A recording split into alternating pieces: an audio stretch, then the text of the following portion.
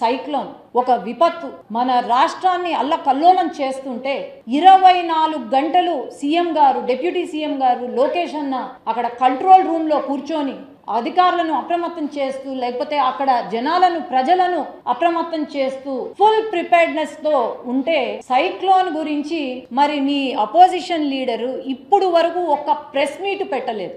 ఆనాడు అధికారంలో ఉన్నప్పుడు ఇలాంటి విపత్తులు వచ్చినప్పుడు ఆయన ఏం చేశారు?